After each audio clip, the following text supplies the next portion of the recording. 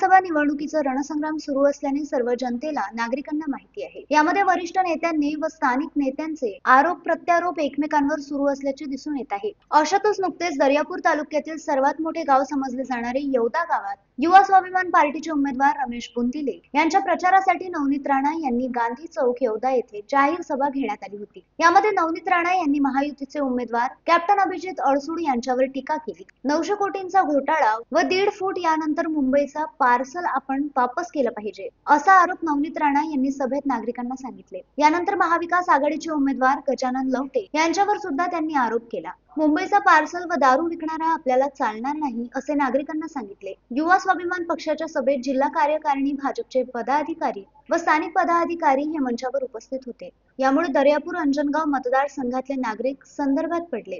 नेमकं महायुती म्हणजे भाजपचा उमेदवार कोण, कॅप्टन अभिजित अडसूळ की रमेश बुंदिले, यामुळे संग्रामात आहे। Rameshwar Makode, distinct operation news, Daryapur. Kranti Surya Jyotiba फुले, ज्योतिराव फुले सर्व महामानवांना वंदन करून आज विधानसभेच्या प्रचाराच्या दृष्टिकोनातून इथे आपले या येवदा परिसरातील सर्कलमध्ये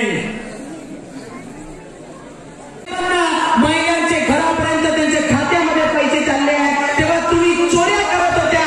आता गरजू लोकांना आमची सरकार, महायुतीची सरकार, भारतीय जनता पार्टीची सरकार महिलांच्या पाठीशी उभे राहून फक्त एवढाच विश्वास देत आहे की तुमच्या पाठीशी हा सरकार आहे।